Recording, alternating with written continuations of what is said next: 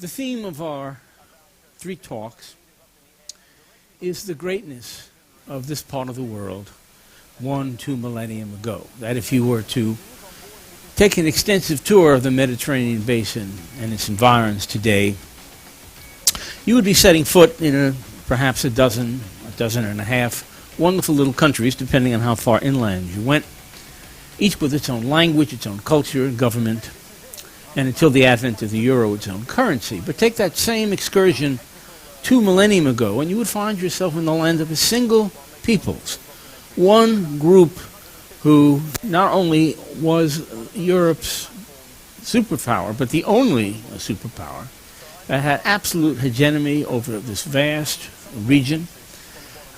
In the case of the Greeks, reaching its apotheosis under Alexander, and his empire stretched from Bulgaria in the west all the way to India in the east.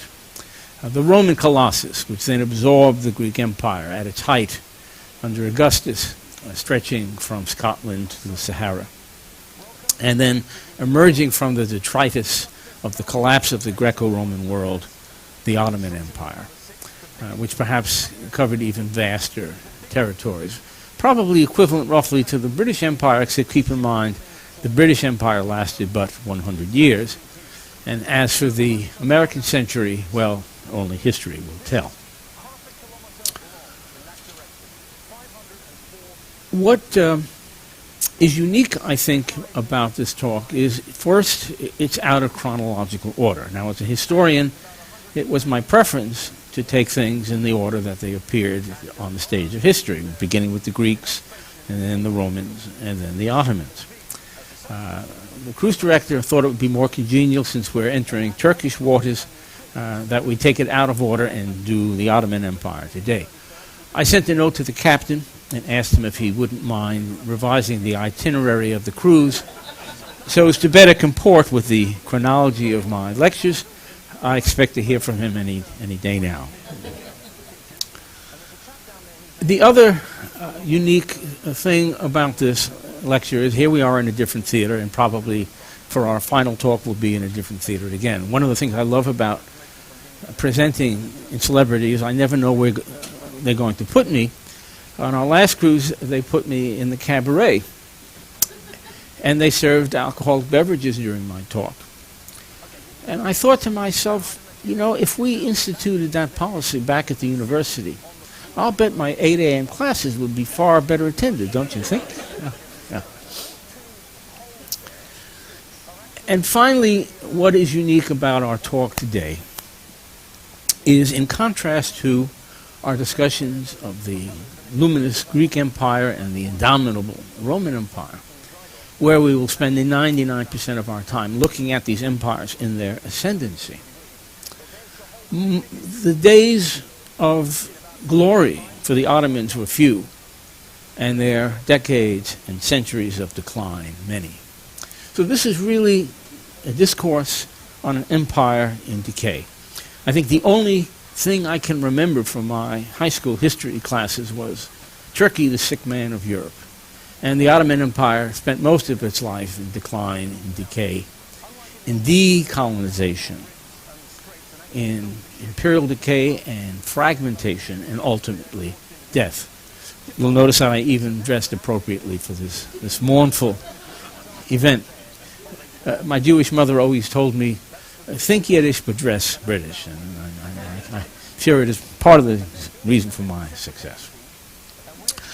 So here we have the Ottoman Empire, and as you can see, it is indeed vast.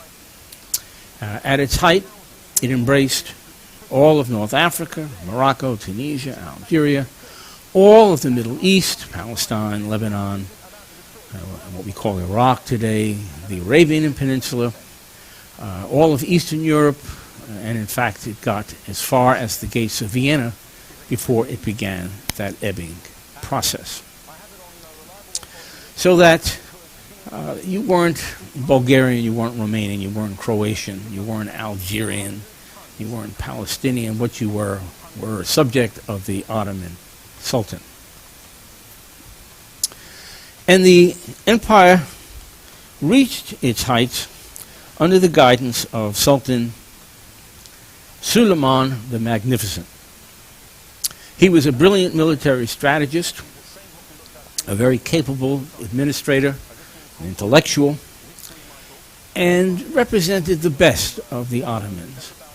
And the best was very good indeed, because while the rest of Europe had sunk into the mire of the Dark Ages, in the mire of ignorance and superstition and intolerance, the Ottoman Empire, with its capital in Constantinople, remained a beacon of enlightenment, of rationality, of religious toleration, of respect for education, of science. It was an inclusive empire, very much like the Roman Empire used to be. And they, of course, like all powerful empires, it succeeded in part because it had absolute military supremacy. The Ottomans were the first to utilize gunpowder in the military. As I say, this was a refreshing beacon of tolerance, and here is essentially a Muslim empire. Yet, for example, when Ferdinand and Isabella expelled the Jews from Spain in 1492, the Ottoman Sultan said, "You need a place to stay? Come here. We can use your financial expertise, your learning. All people are welcome in my empire. Bring your smarts with you. You might have to pay slightly higher taxes than Muslims, and however rich you become, you'll never be allowed to build a home higher than any Muslim home in your neighborhood, but otherwise, you'll be treated equitably." So with this kind of openness, it is not surprising that very much like the Americas' openness to immigrants in the 19th century, the Ottoman Empire seemed unstoppable. Certainly its military forces were unbeatable, and, as I say, it got as far west as the gates of Vienna. It set siege there. It never quite penetrated Vienna, and at that point we see the beginning of its decline, because unfortunately Suleiman the Magnificent's successors were notably less magnificent. In point of fact, we see then centuries of increasing incompetence at the top, corruption, a lack of interest in statecraft, with the sultans more and more outsourcing responsibility for their empire to this burgeoning, swelling, edematous, corrupt bureaucracy, to civil servants who increasingly were neither civil nor servants. And if you have this rot at the top, it's not surprising that eventually it will trickle down and give rise to the imperial decay that marks most of the history of this once luminous, iconic empire. I thought, rather than in looking at imperial decay in the abstract, I would focus on two Ottoman buildings, which I think, in a brick and mortar sense, are emblematic of all that was wrong with the Ottoman Empire. And the first of these would be the Topkapi Palace and its notorious harem in present-day Istanbul. And it was considerably more than just a magnificent bordello. This was the center of the Sultanate. It was the center of government. It was the center of the court. And there the Sultan had 500 people at his beck and call, including 300 cooks. He had a minimum of 4 wives and 82 concubines with whom he could have affairs with. Here's a man with 4 wives, and he still has to cheat. 82 I don't understand that. But, my goodness, here's a man with 300 cooks, 82 concubines, and 4 wives. It's a wonder he could get out of bed in the morning, no less rule an empire. Imagine the time he must have squandered waiting for 4 wives getting dressed for dinner. It boggles the mind. But jokes aside, what is unique about the palace and its harem is that it was the center of a good deal of infighting and conflict. Because you see, the Muslims at the time in the Sultanate believed that a woman contributed to the reproductive process only in supplying a vessel, the uterus, but that all of the genetic endowment came from the father, the Sultan. And as a consequence, the Sultan could have as many children as he wanted with concubines as well as with his wives. And you can imagine the competition, and that's a very benign word for what was in front, lethal infighting amongst these people in this harem as to which son would eventually rise to take the sultan's place. One young sultanate-to-be saw to it the assassination of 17 of his half-brothers so that he could be assured the throne. So you have all these women and all these young men all competing in this setting of extraordinary decadence, with the sultans increasingly preoccupied with all of this domestic stuff and neglecting the empire as a consequence. No longer focused on statecraft, you can see the sultans sinking into this degenerative process. One sultan, for example, was so drunk he drowned in his own bathtub, and Muslims apparently don't drink. The one bright spot in all of this was the harem ladies themselves. The harem ladies probably were the best educated people in all of the empire.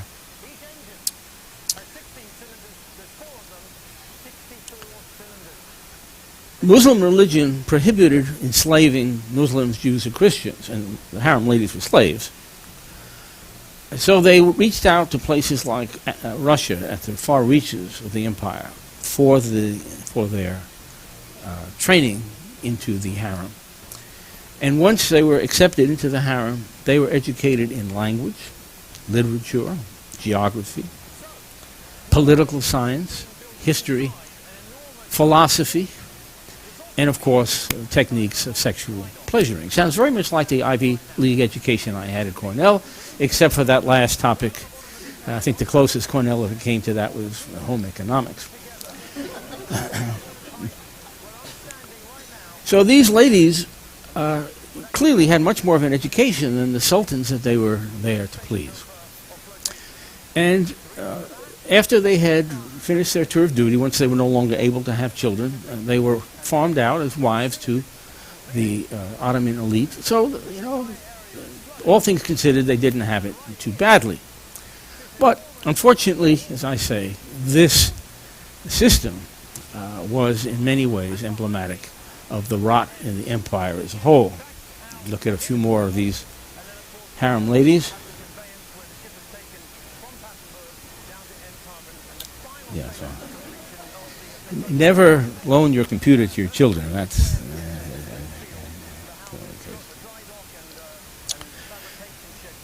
so by the 18th, 19th century, the empire was very much in trouble. Large chunks of it were declaring their independence. The Balkan states, particularly Greece, Croatia, Romania, Bulgaria, they fled the empire. And meanwhile, the Western powers had now risen from the Dark Ages and were becoming superpowers.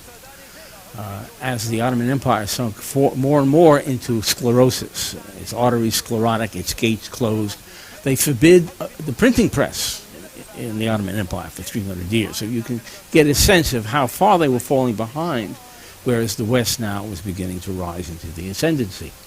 And while the Turkish soldier remained a fierce combatant, technologically the Ottoman military forces fell further and further behind, became impotent in trying to arrest the decay and the fragmentation of the empire, all these states declaring their independence.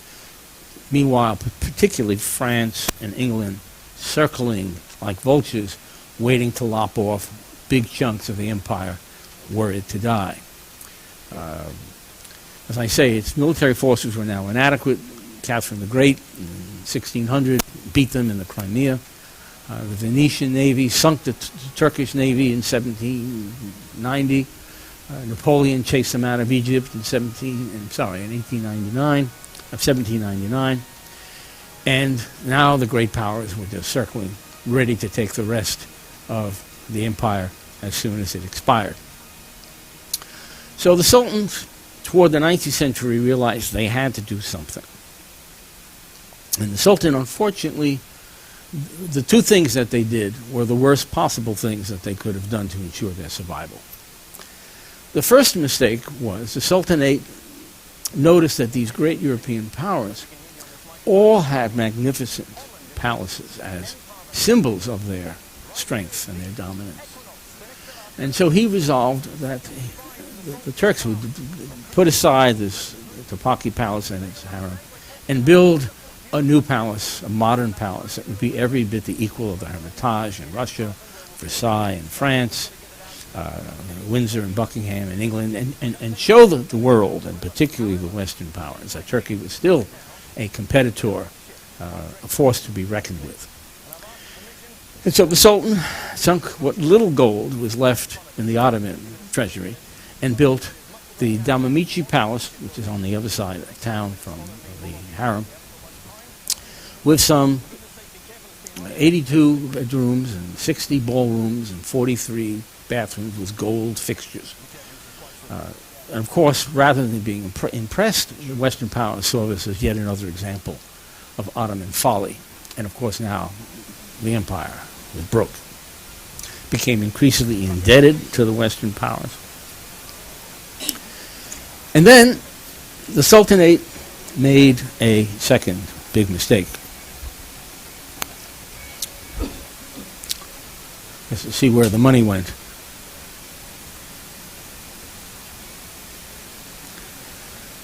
When World War I broke out in 1914, after some dithering, the Ottomans decided to join the Central Powers, Germany and Austria-Hungary. And when Germany and Austria-Hungary lost the First World War, Turkey went down to defeat with them. To the end, the Turkish soldier was a fierce combatant, giving the Brits a bloody nose, for example, in Gallipoli. But Turkey, as with Germany and Austria-Hungary, were no match for the economic power of the Allies, especially when the United States entered the war in 1917. So when Germany collapsed, down went the Ottoman Empire. And in this regard, it was aided in its collapse by a young British archaeologist who came to the Arabian Peninsula to study Arabian culture. And when war broke out and he was conscripted, he discovered that he had even more of a talent for guerrilla warfare than he did for archaeology. His name was Thomas Edward Lawrence, and I'm sure you recognize him as Lawrence of Arabia. And he persuaded the Arabian chieftains that if they would unite and throw off the Ottoman yoke, which they were aching for centuries to do, and join with the British, this would be the royal road to their achieving independence. Of course, it was not to be. But in any event, the Arabs did throw off the Ottoman Empire. And what was left then of the empire was forced to be disposed of at the Treaty of Versailles. And all that was left of the Ottoman Empire in 1918 was Turkey. So this once vast holding now was reduced to the Turkish mainland.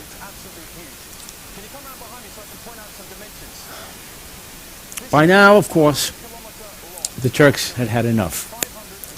They had had enough of the Sultan. They had enough of the Sultanate. And in 1920, they overthrew the Sultan and declared themselves a republic. They were led in this regard by a capable Turkish general by name of Mustafa Kemal. And with the rise of the Republic and the overthrow of the Sultan, he became the Republic's first president, and his name was changed to Ataturk, which means roughly father of his country. And he resolved that he would pull Turkey into the 20th century by hook or by crook. The first thing he did was insist that all Turks now have Western names. He abolished the Turkish alphabet, the Cyrillic alphabet, replaced it with a Western alphabet. You had to wear Western dress, no more shadras for the women, no more of those little red caps, the fez for the men. Use a hat, go to jail. It was against the law. He gave the voting rights to everyone, including women. and put an absolute barrier between this Muslim religious empire and the secular state. There's more of a separation in Turkey between the religion and the state than there is even in the United States and most of the Western democracies. He moved into the Topkapi palace, but in contrast to the sultans, he stayed in one little room. If you ever get to the palace, and I certainly recommend that you do so, you can visit his room. It's very spare, just a bed, a desk and a lamp, night table, and a chair. I think that's it. And when he died in that room, on November 10th at 9:01 a.m. in 1938, the clock on his night table stopped at that time. And you can see that clock's set at 9:01 to this day. To this day, of course, his memory is revered throughout Turkey, and every year, almost, not quite, but almost 100 years after his death, 9:01 on November 10th, all of Turkey comes to a halt, and they stop whatever they're doing for a minute of reverent silence to celebrate this man who was instrumental in the death of the empire and the birth of this new republic. I think it ironic because Mustafa Kemal was both Jewish and an atheist, and here he is, the most revered leader in a Muslim state. So, in one stroke, 600 years of a sultanate, 40 sultans, all sharing the same bloodline, passed into the dustbin of history. The Sultan himself, the last, was Mutmat. I think he was Mutmat IV. One midnight, he slips out of Turkey on a British cruiser to spend the last few years of his life on the French Riviera. Hardly anybody even noticed that he was gone.